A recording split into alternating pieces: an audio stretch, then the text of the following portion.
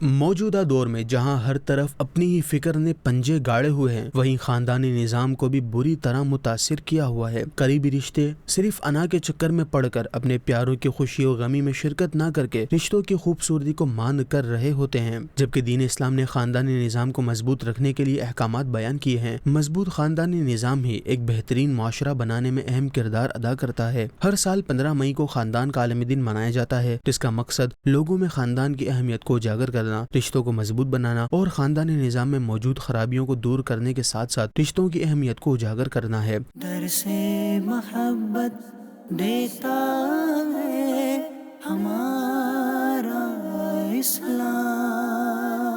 خاندان کا سربراہ اپنے فیصلوں میں انصاف سے کام لے اور کسی حد تک بردباری دکھائیں تو بکھرے ہوئے رشتے واپس ایک ہو سکتے ہیں۔ چھوٹے بھی اپنے بڑوں کا ادب و احترام کریں اور ان کی کہی گئی بات کی شریعت کے دائرے میں رہتے ہوئے اطاعت گزاری کریں۔ حضرت سیدنا جبیر بن مطعم رضی اللہ عنہ سے روایت ہے، حضور اقدس صلی اللہ علیہ وآلہ وسلم نے ارشاد فرمایا، رشتہ داری توڑنے والا جنت میں نہیں جائے گا۔ ایک اور فرمان مصطفیٰ صلی اللہ علیہ وآلہ وصحبہ وسلم حضرت ابو ہریرہ رضی اللہ عنہ سے روایت ہے، رسول اکرم صلی اللہ علیہ وآلہ وسلم نے ارشاد فرمایا، جس کو یہ بات اچھی لگتی ہے کہ اس کا رزق فراخ ہو اور اس کی عمر دراز ہو تو اسے چاہیے کہ صلہ رحمی کیا کرے۔ مدنی خبروں کے ناظرین، اس نفسا نفسی کے دور میں رشتوں کو برقرار رکھنے اور ان میں اتفاق و اتحاد اور دکھ سکھ میں ساتھ دینے جیسے امور کے لیے قرآن و سنت پر عمل کرنا نہایت ہی ضروری ہے۔